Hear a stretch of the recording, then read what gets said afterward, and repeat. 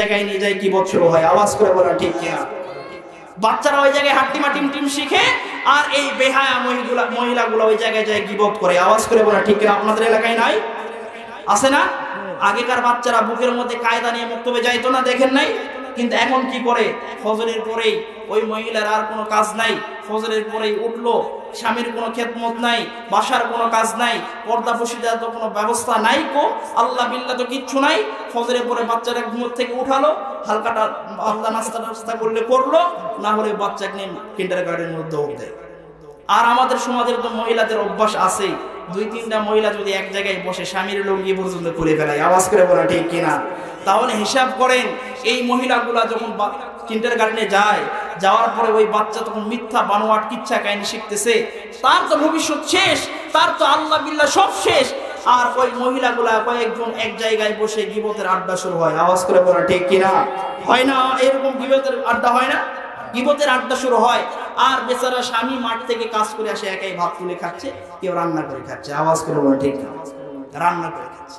কিন্তু একটা বাচ্চাকে মানুষ করতে কি পরিমাণ কষ্ট, কি পরিমাণ মুজাহাদা করতে হয়, সেটা আপনার এই জায়গায় অনেকে পিতা আছেন, আপনারা জানেন, বুঝাতে হবে না আমাদের।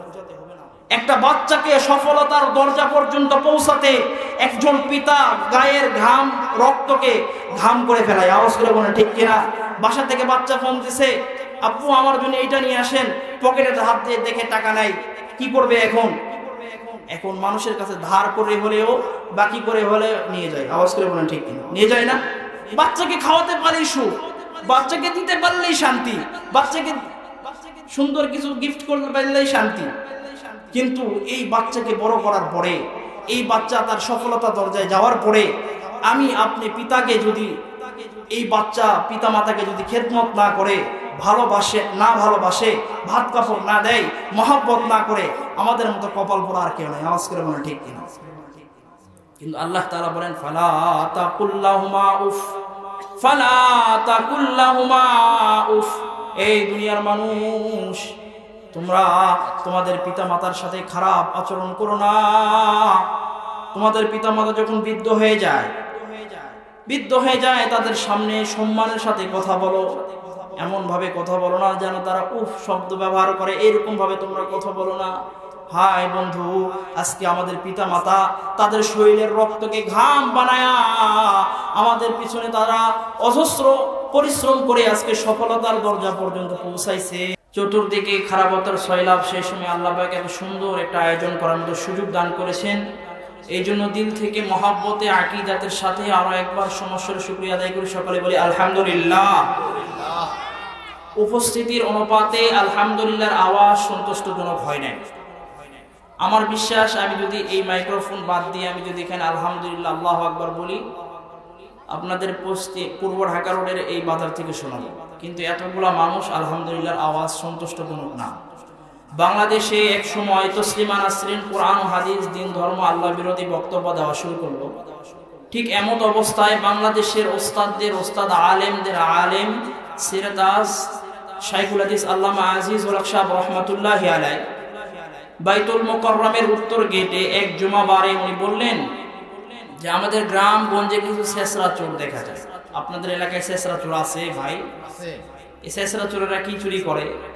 মসজিদের সামনে থেকে জুতা চুরি করে, কারো ক্ষেত থেকে শস্য আবাদ চুরি করে, কারো বাসা থেকে কাপড় চুরি করে, তাই না? তো আল্লামা আজিজুল হক সাহেব রহমাতুল্লাহ আলাইহি বলেন, তসলিমা নাসরিন হচ্ছে ধর্মের ঘরের একটা শেষরা চোরনি। একে তাড়াবার জন্য ঢাকার রাজপথে রাইফেল, দাপটি, কুড়াল নিয়ে আমাদের নামতে হবে না। যদি গ্রামের কোনো বাড়িতে শেষরা চোর ঢোকে, যদি গ্রামগঞ্জের কোনো বাড়িতে শেষরা চোর ঢোকে, তো মালিক একটু জাগ্রত হয়ে যদি গলা খাকানি দেয়, তো শেষরা চোর এমনি পালাতে বাধ্য হয়। তো আল্লামা আজিজুল হক সাহেব রহমাতুল্লাহি আলাইহি বলেন, তসলিমা নাসরিন হচ্ছে ধর্মের ঘরের একটা শেষরা চুন্নি। একে তাড়াবার জন্য আমাদের হাতে অস্ত্র নিতে হবে না। বাইতুল মুকাররমের উত্তর গেট থেকে তাকবীর দাও, এমনি তসলিমা পালাতে বাধ্য হবে। তো আল্লামা আজিজুল হক সাহেব রহমাতুল্লাহি আলাইহির কথাই বাস্তব হয়েছিল। যেই তসলিমা নাসরিন সারা জীবন বোরকা, হেজাব, জিলবাবের বিরোধিতা করেছে, বাইতুল মুকাররমের উত্তর গেটের তাওহীদি জনতার স্লোগানে বোরকা পরে রাতের অন্ধকারে দেশ ত্যাগ করতে বাধ্য হয়েছে। আওয়াজ করে বলেন ঠিক কিনা? তো এখান থেকে আপনারা দিল থেকে মহব্বতে আকীদাতের সাথে উচ্চ কণ্ঠে রবকে খুশি করার লক্ষ্যে আলহামদুলিল্লাহ আওয়াজটা একটু জোরে করেন। এখনো পর্যন্ত আমাদের দেশে, আমাদের গ্রামে, আমাদের অঞ্চলে যে চোর বাটপার চিটাররা আছে, সুদখোর ঘুষখোর আছে, আলহামদুলিল্লাহর আওয়াজে, আপনাদের তাকবীরের আওয়াজে তারাও দিল্লিতে পালাতে বাধ্য হবে। আওয়াজ করে বলেন ঠিক কিনা? এই জন্য দিল থেকে মহব্বতে আকীদাতের সাথে রবকে খুশি করার লক্ষ্যে সকলের সমস্যার উচ্চ কণ্ঠে শুকরিয়া আদায় করি। সকলে বলি আলহামদুলিল্লাহ। আর জোরে বলি আলহামদুলিল্লাহ। লাখো কোটি দুরূদ বর্ষিত হোক আকায়ে নামদার তাজেদারে মদিনা মুহাম্মদ মুস্তাফা সরকারে দু আলম। সকলে বলি সাল্লাল্লাহু আলাইহি ওয়াসাল্লাম। বেশি সময় নিব না। আমাদের মাহফিলের মধ্যমণি শাইখুল হাদিস, আমার ওস্তাদ সমতুল্য একজন ব্যক্তিত্ব, তিনি আমাদের সামনে উপস্থিত। অল্প কিছুক্ষণের মধ্যে আসবে। দুই একটি বিষয়ে ছোট্ট করে অল্প সময়ের মধ্যে একটু কিছু কথা বলবো। আপনারা শুনবেন তো ইনশাআল্লাহ? আমল করবেন তো ইনশাআল্লাহ? পবিত্র কোরআনে কারিমের সূরাতুল ইব্রাহিমের কয়েকটি আয়াতের মধ্য থেকে কয়েকটি অংশ তেলাওয়াত করেছি।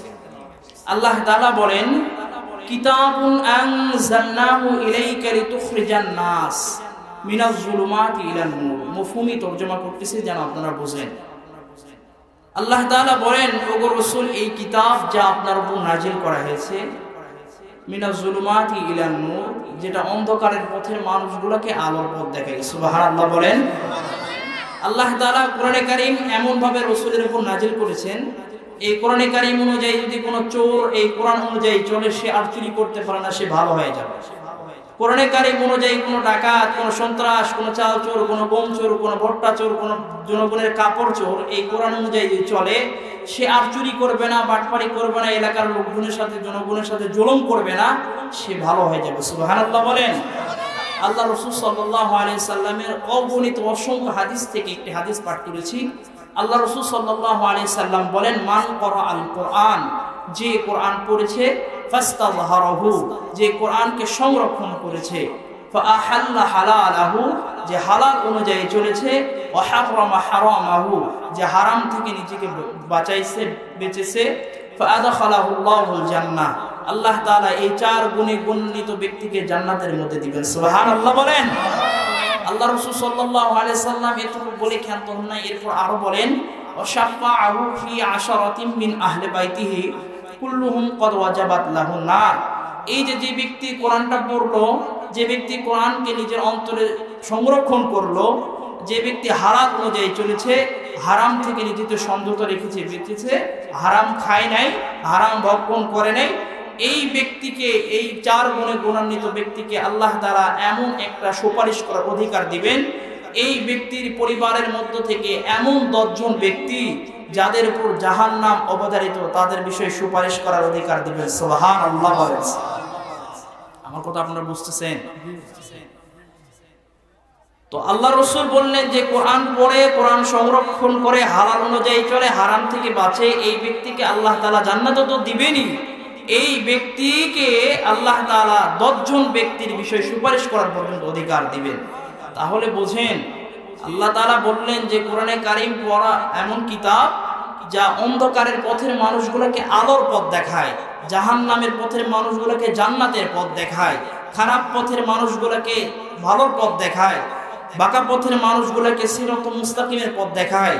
তাহলে আমাদের বড় দুঃখ লাগে, বড় কষ্ট লাগে, আমাদের বাচ্চারা যখন জন্মের পরে বড় হয়, বুঝতে শিখে, কথা বলতে শিখে, এই বাচ্চাকে আমরা কালেমায়ে তাইয়্যিবা, আলিফ বা তা সা, বিসমিল্লাহির রহমানির রহিম, তাদের জবানে সর্বপ্রথম এইটা না দিয়ে সর্বপ্রথম আমরা দিই হাট্টিমা টিম টিম। আওয়াজ করে বলেন ঠিক কিনা?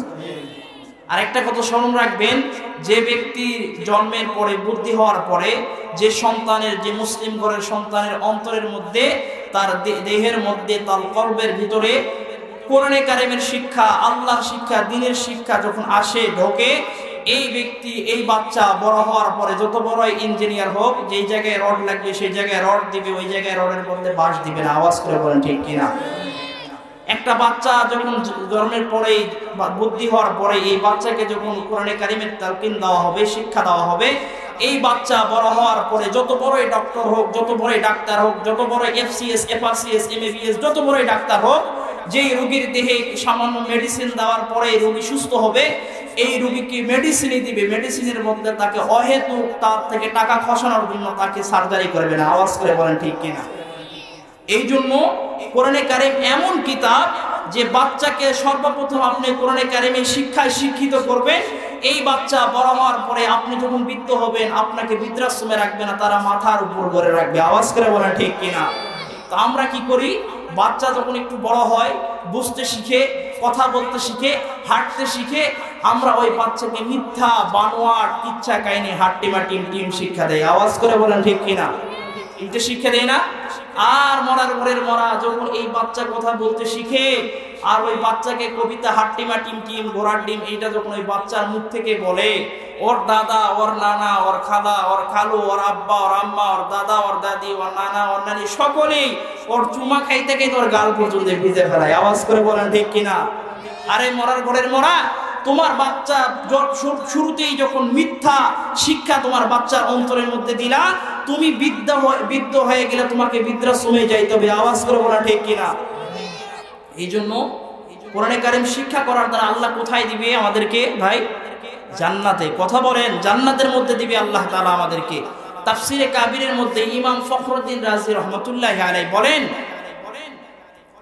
যে হযরত মুসা আলাইহিস সালাম, ইমাম ফখরুদ্দিন রাজি রহমাতুল্লাহি আলাইহি বলেন যে বাবা তোমার বাচ্চাকে আউযু বিল্লাহ বিসমিল্লাহ শিক্ষা দিও, এর বিনিময়ে কবরে আযাব আল্লাহ তাআলা মাফ করতে পারেন। সুবহানাল্লাহ বলেন। ইমাম ফখরুদ্দিন রাজি রহমাতুল্লাহি আলাইহি বলেন দুনিয়ার মানুষ তোমরা তোমাদের বাচ্চাদেরকে আউযু বিল্লাহ শিক্ষা দিবে, বিসমিল্লাহ শিক্ষা দিবে।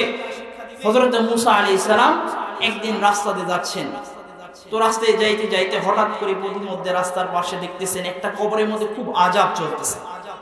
এমন আযাব চলতেছে, এমন আগুন জ্বলতেছে, এই আযাবের কারণে গোলাম হাউমাউ করে চিৎকার করতেছে আর কান্না করতেছে আর বলতেছে, রব আমাকে রক্ষা করেন, আমাকে আযাবের হাত থেকে বাঁচান। চিৎকার করে বলতেছে, কই আমার ভাই, আমি তোকে তো দুনিয়াতে থাকা অবস্থায় তোর পাশে আমি দাঁড়াইছি, আজকে কবরের মধ্যে আমি অসহায়, তুমি আমাকে কবরে আগুন থেকে বাঁচাও। চিৎকার করে বলতেছে, স্ত্রী তোমার যা প্রয়োজন ছিল আমি স্বামী হিসেবে তোমাকে প্রত্যেকটা কাজে হেল্প করেছি, প্রত্যেকটা জিনিস আমি তোমাকে দিয়েছি, আজকে আমি কবরের মধ্যে অসহায়, আযাবের মধ্যে গ্রেফতার, আমাকে বাঁচাও। গোলাম চিৎকার করতেছে আর কান্না করতেছে আর বলতেছে, আমাকে বাঁচাও, আমাকে বাঁচাও, কবর থেকে আমাকে বাহির করো। মুসা আলাইহিস সালাম রাস্তার পাশে দাঁড়ায় দীর্ঘ সময় পর্যন্ত গোলামের কবরে আযাব প্রত্যক্ষ করলেন। এক সময় তিনি এটা দেখার পরে তিনার কাজে চলে গেলেন। হযরত দীর্ঘ সময় অতিবাহিত করার পরে আবার ওই রাস্তায় যখন আসতেছিলেন, হঠাৎ করে দেখতেছেন কিছুক্ষণ আগে দেখলেন যে কবরের মধ্যে আযাব চলতেছিল। মুসা আলাইহিস সালাম নজর করে দেখে ওই কবরের মধ্যে আর কোনো আযাব নাই। সুবহানাল্লাহ বলেন।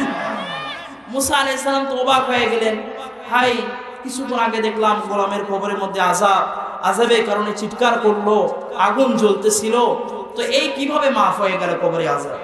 মুসা আলাইহিস সালাম হতভম্ব হয়ে গেলেন, আল্লাহর দিকে মুতাওয়াজ্জিহ হলেন। আল্লাহ তাআলা মুসা আলাইহিস সালামের উপর ওহী নাযিল করলেন, জিবরিল আলাইহিস সালামের মাধ্যমে বললেন, আল্লাহর পয়গম্বর মুসা কালিমুল্লাহ আপনি কবরওয়ালাকে জিজ্ঞাসা করেন। কবরওয়ালা আল্লাহ তাআলা জবান খুলে দিয়েছে। সুবহানাল্লাহ বলেন। মুসা আলাইহিস সালাম এবার কবরওয়ালার দিকে মুতাওয়াজ্জিহ হলেন, বললেন, ভাই কিছুক্ষণ আগে দেখলাম তোমার কবরের মধ্যে আযাব, এমন আযাব হইতেছিল যার কারণে তুমি চিৎকার করতেছিলা, কান্না করতেছিলা, কিন্তু এখন দেখতেছি তোমার কবরে আর কোনো আযাব নাই, কিভাবে বন্ধ হলো, কিভাবে মাফ হয়ে গেল? मौत को समझा है गाफिल इख्तितामे जिंदगी, मौत को समझा है गाफिल इख्तितामे जिंदगी, दर हकीकत मौत तेरे इब्तिदाए जिंदगी, दर हकीकत मौत तेरे इब्तिदाए जिंदगी, आइश इशरत के लिए दुनिया नहीं, आइश इशरत के लिए दुनिया नहीं, याद रख तू बंदा है मेहमान ही, याद रख तू बंदा है मेहमान ही। हाय बंधु, এবার মুসা আলাইহিস সালাম যখন কবরওয়ালাকে জিজ্ঞাসা করছেন, এবার কবরওয়ালার জবান আল্লাহ খুলে দিয়েছেন। কবরওয়ালা ডাক দেয়া কয়, হ্যাঁ মুসা কালিমুল্লাহ আল্লাহর পয়গম্বর, আপনি যা দেখেছেন বাস্তব দেখেছেন। আল্লাহ তাআলা আমি যখন দুনিয়াতে হায়াতে জিন্দেগির মধ্যে ছিলাম, আল্লাহর হুকুম ছিল নামাজ আদায় করা। মুসা আলাইহিস সালামের জামানায় কিন্তু নামাজ ছিল। আল্লাহর বান্দা বলেন, মুসা আলাইহিস সালামের আমি উম্মত, কিন্তু আপনার আল্লাহ তাআলা আসমান থেকে নামাজের হুকুম চালু করেছেন, আমি গোলাম কোনোদিন নামাজ আদায় করি নাই। আল্লাহ হারাম থেকে বাঁচতে বলেছেন, কোনোদিন হারাম থেকে বাঁচি নাই। আল্লাহ তাআলা হালাল অনুযায়ী চলতে বলেছেন, কোনোদিন হালাল অনুযায়ী চলি নাই। আল্লাহ তাআলা তার বান্দাদের উপর জুলুম করতে নিষেধ করেছে, আমি আল্লাহর হুকুম মানি নাই। আল্লাহর হুকুম আহকাম না মানার কারণে পরপারের জগতের মধ্যে আল্লাহ তাআলা কবরের মধ্যে আমাকে আযাবের মধ্যে গ্রেফতার করেছেন। এই আযাবের কারণে আমি চিৎকার করে কান্না করতেছিলাম। মুসা আলাইহিস সালাম ডাক দিয়া কয়, হে গোলাম, কিছুক্ষণ আগে দেখলাম কবরের মধ্যে আযাব, কিন্তু এখন দেখতেছি তোমার কবরের মধ্যে আর কোনো আযাব নাই। কিভাবে আযাব মাফ হয়ে গেল? হাই বন্ধু, খেয়াল করেন। এবার এই গোলাম ডাক দেয়া বলেন, হুজুর, আমি যেই মুহূর্তে দুনিয়া থেকে পরজগতের মধ্যে পাড়ি দিলাম, আল্লাহ তাআলা হায়াত শেষ হওয়ার কারণে পরজগতে আমি যখন কবরের জগতে আসলাম, আমার যে দুনিয়ার মধ্যে বিবি ছিল, এই বিবিটা গর্ভ অবস্থায় ছিল, তার পেটের মধ্যে বাচ্চা ছিল। এই বাচ্চা যখন আস্তে আস্তে দুনিয়ার মধ্যে ভূমিষ্ঠ হয়েছেন, দুনিয়াতে আসতে এই বাচ্চা যখন আস্তে আস্তে কথা বলা শিখেছে, হাঁটা চলা করা শিখেছে, বুদ্ধি হয়েছে, আমার এই বাচ্চাকে আমার স্ত্রী মক্তবের মধ্যে ভর্তি করাইছে। মক্তবের মধ্যে যখন দিছে, মক্তবের শিক্ষক সুন্দরভাবে পবিত্রতা অর্জন করাইছে, অজু শিখাই দিছে, অজু করছে, সুন্দরভাবে পবিত্র একটা জায়নামাজের মধ্যে বসাইছে। বসানোর পরে মাদ্রাসার শিক্ষক বলতেছেন, বিসমিল্লাহির রহমানির রহিম। মাদ্রাসার শিক্ষক যখন বলছে বিসমিল্লাহির রহমানির রহিম, আমার এই ছোট্ট মাসুম বাচ্চা, আমার সন্তান, আমার ছেলে, তার এই কচি জবান দিয়া, পবিত্র জবান দিয়া যখন বলছে বিসমিল্লাহির রহমানির রহিম, আসমানের মালিক আহকামুল হাকিমিন আসমান থেকে তো দেখতেছেন, আল্লাহ তাআলা তো আর রহমান, আল্লাহ তাআলা তো দয়ালু, আল্লাহর চাইতে বড় দয়ালু আর কেউ নাই। আল্লাহ তো আসমান থেকে দেখতেছেন, আর ফেরেশতাকে ডাক দেয়া কয়, আমার গোলাম কবরের মধ্যে আযাবের মধ্যে গ্রেফতার, সে আযাবের মধ্যে আছে এখন, আর আমার এই গোলামের ঔরসের সন্তান, আমি বিসমিল্লাহির রহমানির রহিম আমার প্রশংসা করেছে, আমি রবের প্রশংসা করেছে, আমি রবের খুব ভালো লেগেছে। না না না, আমার গোলামের কবরের মধ্যে আর আযাব দেশ না, আমি রহমান নামের ওসিলা করে আমার গোলামের কবরের আযাব মাফ করে দে। সুবহানাল্লাহ, সুবহানাল্লাহ, আল্লাহু আকবার বলেন। আল্লাহ তাআলা কবরে আযাব মাফ করে দিয়েছে। ইমাম ফখরুদ্দিন রাজি রহমাতুল্লাহি আলাইহি বলেন, এই দুনিয়ার মানুষ তোমার বাচ্চাকে কোরআনের শিক্ষায় শিক্ষিত করো, আউযু বিল্লাহ শিক্ষা দাও, বিসমিল্লাহ শিক্ষা দাও, এর বিনিময়ে তোমার কবরে আযাব মাফ হইতে পারে। হে ভাই, মুসা আলাইহিস সালামের সময় তো কোরআন নাজিল হয় নাই, তারপরে বিসমিল্লাহির রহমানির রহিম পড়ার দ্বারা গোলামের কবরে আযাব যদি মাফ হয়, বিশ্বনবী হযরত মুহাম্মদ মুস্তাফা সাল্লাল্লাহু আলাইহি সাল্লাম তার উপর কোরআনে কারীম নাজিল হয়েছে, তার আমরা উম্মত, শ্রেষ্ঠ উম্মত। আমাদের বাচ্চারা যদি কবরে পাশে গিয়ে সূরাতুল ফাতিহা পাঠ করে, সূরাতুল ইখলাস পাঠ করে, এরপর দুই হাত তুলে আল্লাহর সামনে অশ্রু ভিজা কণ্ঠে যদি বলে রব্বির হামহুমা কামা রব্বায়ানি সগীরা, আমার বিশ্বাস অবশ্যই আমাদের কবরে আযাব আল্লাহ তাআলা মাফ করতে পারে। আওয়াজ করে বলে ঠিক না? আমাদের কবরে আযাব মাফ করতে পারে। কিন্তু বড় দুঃখ লাগে, আমাদের বাচ্চাদেরকে আমরা কোরআনের কারিমের শিক্ষা দেওয়া বাদ দিয়ে আজকে হাট্টিমা টিম শিক্ষা দিচ্ছি। আপনার বাচ্চাকে বড় ডক্টর বানান, আমাদের কোনো সমস্যা নাই। আপনার বাচ্চাকে বড় ব্যারিস্টার বানান, আমাদের কোনো সমস্যা নাই। আপনার বাচ্চাকে বড় ইঞ্জিনিয়ার বানান, আমাদের কোনো সমস্যা নাই। যত লেভেল আছে, যত ডিগ্রি আছে, আপনি ডিগ্রি অর্জন করান, কোনো সমস্যা নাই। কিন্তু আপনার বাচ্চা বুদ্ধি হওয়ার পরে সর্বপ্রথম কোরআনে কারিমের টিকা দিবেন, এই বাচ্চা বড় হওয়ার পরে কোনোদিন নাস্তিক হবে না। আওয়াজ করে বলা ঠিক কিনা?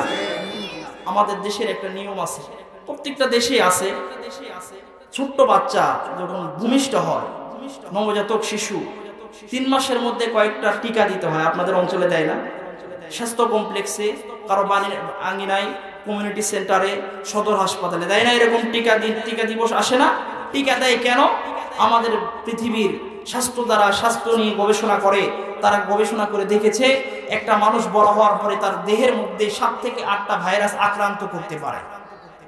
এই জন্য তারা টিকার দেওয়ার পদ্ধতিটা ব্যবহার করেছে, চালু করেছে। কারণ একটা বাচ্চাকে 3 মাসের মধ্যে 3-4টা টিকা দিতে হয়। এই টিকা দেওয়ার কারণ এটাই হচ্ছে যে এই বাচ্চা বড় হওয়ার পরে তার শরীরের মধ্যে বড় যেন কোনো ভাইরাস আক্রান্ত না হয়।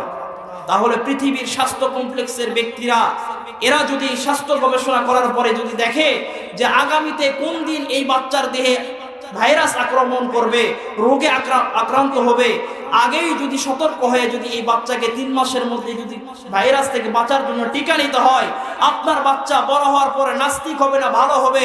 এই জন্য আপনার বাচ্চা ছোটবেলাতেই তাকে বুদ্ধি হওয়ার পরে কোরআনে কারিমের টিকা দেওয়া দরকার। আওয়াজ করে বলেন ঠিক কিনা? কিন্তু আপনার বাচ্চাকে যখন হাট্টিমা টিম শিক্ষা দিবেন, আপনার বাচ্চাকে মিথ্যা বানোয়াট শিক্ষা দিবেন, আপনার বাচ্চাকে কিচ্ছা কাহিনী শিক্ষা দিবেন, আপনার বাচ্চাকে গান বাজনা যখন শিক্ষা দিবেন, আপনার বাচ্চা বড় হওয়ার পরে নাস্তিক হবে, এটা 100% গ্যারান্টি। আওয়াজ করে বলেন ঠিক কিনা? এই জন্য আপনার বাচ্চাকে সর্বপ্রথম কোরআনের টিকা দিবেন, কোরআনের জ্ঞান শিক্ষা দিবেন, আল্লাহর শিক্ষায় শিক্ষিত করবেন, আল্লাহর ভয় তার কলবের মধ্যে দিবেন, মাদ্রাসায় পড়াবেন, মক্তবে পড়াবেন, তো দেখবেন এই বাচ্চা বড় হওয়ার পরে তসলিমা নাসরিনের মতো নাস্তিক হবে না। আওয়াজ করে বলেন ঠিক কিনা? এই বাচ্চা বড় হওয়ার পরে পিতামাতার সাথে বেয়াদবি করবে না, এই বাচ্চা বড় হওয়ার পরে এলাকার মুরব্বীদের সাথে বেয়াদবি করবে না। কিন্তু বড় দুঃখ লাগে আজকে আমাদের মুসলমানের ঘরের সন্তান বয়স না হইতে, বুদ্ধি না হইতে ছোট ছোট বাচ্চারা মুরব্বীদের সাথে বেয়াদবি করে না? ছোট ছোট বাচ্চারাই কিন্তু মুরব্বীদের সাথে বেয়াদবি করে। কিন্তু আপনার বাচ্চার মধ্যে যে ভয় নাই, কোরআনে কারিমের শিক্ষা নাই, আল্লাহর ভয় নাই, এই জন্য আপনার বাচ্চা বেয়াদব হয়ে গেছে। আমরা জেনারেল শিক্ষিত করতেছেন, আমাদের বিরোধিতা নাই, আমাদের কোনো বিরোধিতা নাই। ভালো একজন মুসলিম ঘরের সন্তান ভালো ডাক্তার হবে আমাদের প্রয়োজন। মুসলিম ঘরের সন্তান ভালো ডাক্তার হবে, এ তো চুর হবে না। মুসলিম ঘরের সন্তান ভালো একজন রাষ্ট্রনায়ক হবে, সে তো জনগণের কোনোদিন খারাপ চাবে না, সে তো ভালো চাবে। আমরা চাই হোক, কিন্তু তার আগে আপনার বাচ্চাকে নাস্তিক হওয়ার থেকে, মুরতাদ হওয়া থেকে বাঁচানোর জন্য কোরআনের টিকা দেওয়া দরকার। আগে আমরা দেখেছি আমাদের বাচ্চারা, আমাদের গ্রামগঞ্জের বাচ্চারা দেখেছি ফজরের সময় দাদি, খালা, মা, চাচি ফজরের সময় ডাক দেয়, এই ও মসজিদে আজান হয়ে গেছে, মসজিদের মধ্যে মক্তবে হুজুর ডাকতেছে, পড়াবে তোকে। বাগদাদি কায়দানে আপনাদের এলাকায় মসজিদে বাচ্চারা যায় নাই, আগের সময় যায় নাই। কিন্তু এখন ইহুদি খ্রিস্টানরা, এই ভারতের দালালরা দেখতেছে মুসলিম ঘরের সন্তানরা এরা বড় হওয়ার পরে তাদের পিতামাতাকে সম্মান করে, এলাকার ওলামা ইকরামদেরকে সম্মান করে, কোরআন অনুযায়ী চলে, আল্লাহ বিরোধী কোনো বক্তব্য দেয় না, কোরআন বিরোধী কোনো বক্তব্য দেয় না, তার ইসলাম অনুযায়ী চলে।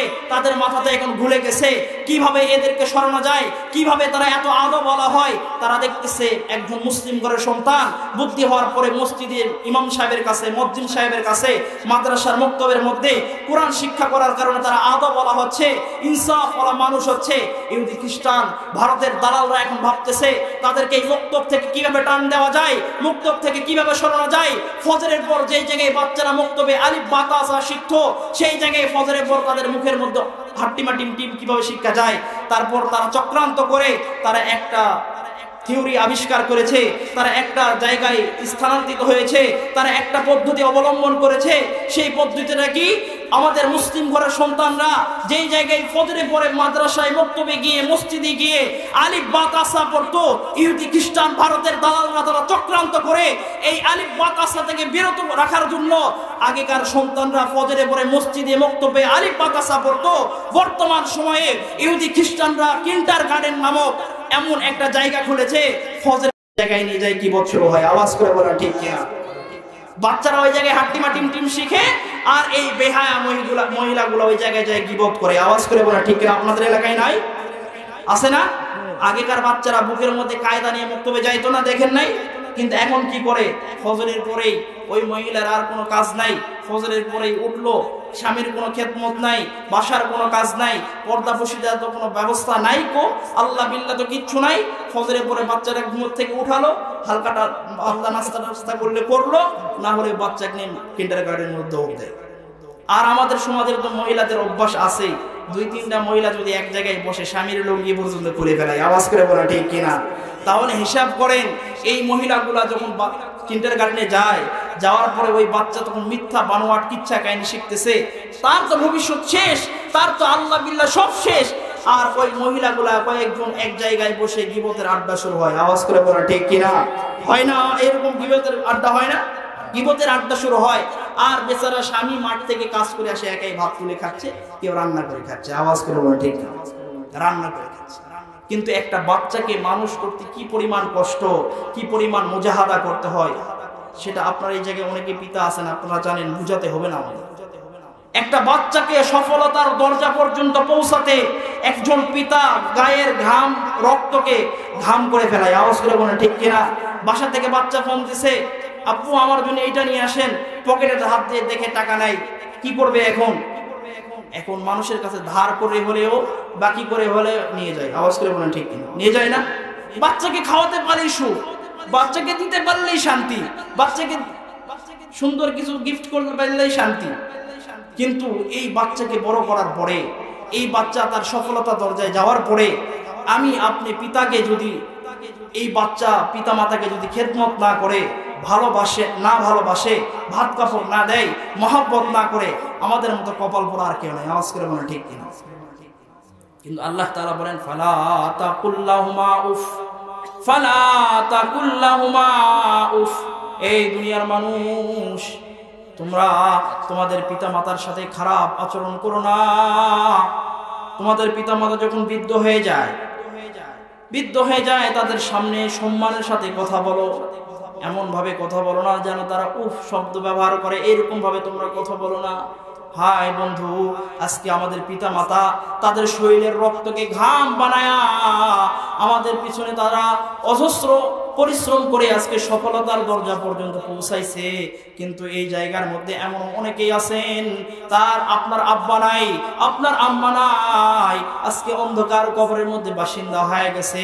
বড় দুঃখ লাগে, বড় কষ্টের সাথে বলতে হয় যে আব্বার বাড়িতে এখনো আমি শোয়া থাকি, যে আব্বার হাতে গড়া খাটের মধ্যে এখনো আমার স্ত্রীকে নিয়ে শুয়ে থাকি, আম্মার সুন্দর হাতের খেতা সেলাই, ওই খেতা এখনো গায়ে দিয়ে শুয়ে থাকি। কিন্তু আব্বা আম্মা অন্ধকার কবরের মধ্যে। আয় বন্ধু, এমন কপাল পোড়া সন্তান 50 টাকা 100 টাকা দিয়ে হুজুর ভাড়া করে আব্বা আম্মার জন্য দোয়া করে নিতে হয়। আওয়াজ করে বলেন ঠিক কিনা? 50-100 টাকা দিয়ে হুজুর ভাড়া করা ছাড়া আব্বা আম্মার দোয়া হয় না। এমন আমরা সন্তান হয়ে গেছি, কবরের পাশে গিয়ে পিতা মাতার জন্য কি দোয়া করতে হয় এটা আমরা জানি না। কিন্তু দুনিয়ার নিয়ম হচ্ছে, আপনার পিতা মাতাকে ভাত কাপড় যদি না দেন, মাকে যদি মা বলে না ডাকেন, আব্বাকে যদি আব্বা বলে না ডাকেন, তারপরে কিন্তু দুনিয়ার পিতা মাতা সন্তানের জন্য বরদোয়া দেয় না। পিতা মাতা কিন্তু সন্তানের জন্য খারাপ চায় না। মা আল্লাহর কাছে ফরিয়াদ করে আর বলে, আল্লাহ, আয় আল্লাহ, আমার সন্তান আমাকে দেখে না তো কি হয়েছে, আমার সন্তান আমাকে মা বলে না তো কি হয়েছে, ও তো ওর বিবি সন্তান নিয়ে সুখে থাক, এইটাই আমি দোয়া করি। হায় বন্ধু, পৃথিবীর ইতিহাসে এইরকম হাজারো ইতিহাস এসেছে, ইতিহাসের পাতায় লিখেছে একজন সন্তানকে মা বড় কষ্ট করে মানুষ করছে, বড় পরিশ্রম করে সন্তানকে সফলতার দরজা পর্যন্ত পৌঁছায় দিছে। এই সন্তান বিবাহ করছে, বউ নিয়ে শ্বশুর বাড়ির মধ্যে থাকে, দীর্ঘদিন পার হয়ে গেছে, মাকে মা বলে ডাকে না, বাপকে বাপ বলে ডাকে নাই, পিতা মাতার কোনো খোঁজ খবর লয় না, পিতা মাতার কোনো সম্মান নাই, পিতা মাতার কোনো খাবার টাবারের খরচ দেয় না। দীর্ঘ সময় পার হয়ে গেছে, বাপ খুব ভালোবাসে এই সন্তানের জন্য, মায়া করতে করতে, মহাব্বত এত বেশি অন্তরের মধ্যে, এই সন্তানের জন্য চিন্তা করতে করতে এই পিতা এক সময় অসুস্থ হয়ে গেছে। এমন অসুস্থ হয়ে গেছে বিছানা থেকে উঠতে পারে না। এমন একটা সময় আসতে ওষুধ খাওয়ার অভাবে এই পিতা মারা গেছে। আর ওই যুবকের যে আম্মা, ওই যুবকের যে মা ছিল, এই মহিলা স্বামী তো দুনিয়া থেকে চলে গেছে, আর পেটের সন্তান তো খোঁজ খবর নেয় না। এই সন্তানের দুশ্চিন্তা করতে করতে, কান্না করতে করতে এই মহিলার 2টা চোখ অন্ধ হয়ে গেছে। নিজের স্বামীর যে ঘর বাড়ি ছিল, বসত ভিটা ছিল, এটা বিক্রয় করে দিছে। একটা সময় আল্লাহ তাআলা আসমান থেকে তো দেখতেছেন, আল্লাহ তাআলা তো পিতামাতার সম্মান বাড়ায় দিছে, আর এই সন্তান যখন পিতামাতার সাথে খারাপ আচরণ করা শুরু করেছে, আল্লাহ তাআলা আসমান থেকে দেখতেছেন আল্লাহ তাআলার পরীক্ষা, আল্লাহ তাআলার বিচার তো নাই বিচার, আল্লাহ তাআলা তো অন্যায় কোনো কাজ করে না, নাউজুবিল্লাহ, আল্লাহ তাআলা তো ইনসাফগার। আসমান থেকে দেখতেছেন এই সন্তানের, এই যুবকের আল্লাহ তাআলা এমন একটা বালা দিছেন, এমন একটা রোগ দিছেন, যে রোগের কারণে এই যুবকের যৌবন নষ্ট হয়ে গেছে। আয় বন্ধু, দুনিয়ার নিজাম, দুনিয়ার নিয়ম, স্বার্থ ছাড়া তো পিতা মাতা কেউ সম্মান করে না, স্বার্থ ছাড়া তো দুনিয়ার কোনো মানুষ সম্মান করে না, স্বার্থ ছাড়া তো দুনিয়ার মানুষ কেউ দেখে না। মাথার মধ্যে তেল থাকলে সকলেই সম্মান করে, মাথার মধ্যে তেল না থাকলে নিজের সন্তানও সম্মান করে না। আওয়াজ করে বলেন ঠিক কিনা? আয় বন্ধু, এবার আল্লাহ তাআলা ওই যুবকের এমন একটা রোগ দিছে, যার কারণে এই যুবকের যৌবন নষ্ট হয়ে গেছে। এক সময় তাকে গলা ধাক্কা দিয়ে বের করে দিছে। আয় বন্ধু, এই যুবককে যখন গলা ধাক্কা দিয়ে ঘর থেকে বাইর করে দিছে, লিল্লাহে তাকবীর, লিল্লাহে তাকবীর। প্রধান মেহমানের আগমন, প্রধান মেহমানের আগমন, শুভেচ্ছা স্বাগত ঢাকার বাসীর পক্ষ থেকে, লাল গোলাপ শুভেচ্ছা। হুজুর চলে আসছে, আর বেশি কথা বলা যাবে না। যেই জায়গায় সূর্য আসে সেই জায়গার মোমবাতির আর কোনো দাম নাই। এই জন্য হুজুর আসতে, হুজুর আমার ওস্তাদের ওস্তাদ।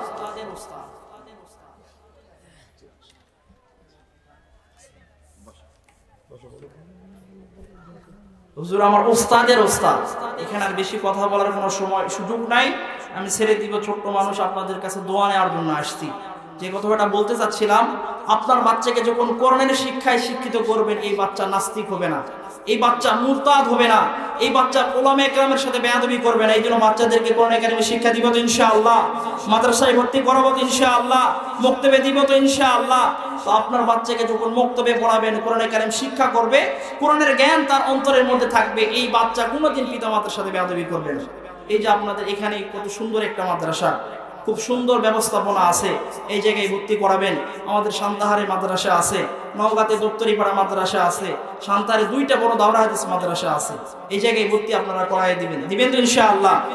যে কথাগুলো বললাম আমল করবেন তো ইনশাআল্লাহ, বাচ্চাদেরকে মক্তবে দিবেন তো ইনশাআল্লাহ। আল্লাহ তাআলা আমল করার মতো তৌফিক দান করুন। এই জায়গায় অনেক ভাই আছেন, ছোট্ট একটা আবদার করবো, হুজুর যে উপস্থিত, ছোট্ট একটা আবদার।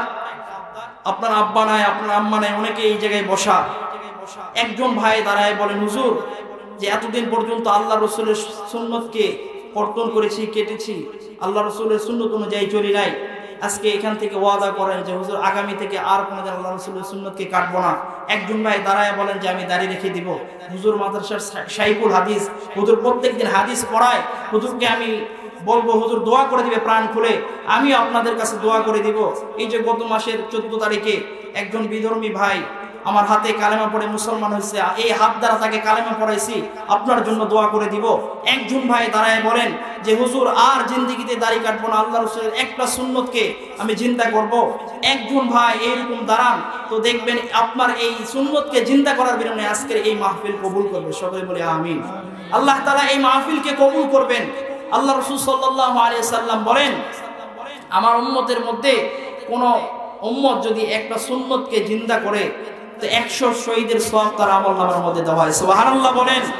একজন ভাই দাঁড়ান, আরে ভাই আপনার আম্মা অন্ধকার কবরের মধ্যে গেছে, আজকে আপনার আম্মা নিজের হাত দ্বারা আপনাকে কত খেদমত করছে, আপনাকে খাওয়াইছে, সেই আম্মা অন্ধকার কবরে, আপনার আব্বা অন্ধকার কবরে নিজের হাত দ্বারা কবরের মধ্যে নামাইছেন। একজন ভাই দাঁড়ান, আপনার জন্য আজকে এই মাহফিল কবুল হয়ে যাবে। একজন ভাই দাঁড়ান, আপনার জন্য প্রাণ খুলে দোয়া করে দেওয়া হবে। হুজুর মুসাফির মানুষ, হুজুরও দোয়া করে দিবেন। একজন ভাই নাই, দাঁড়ান, একজন হিম্মত করে দাঁড়ান।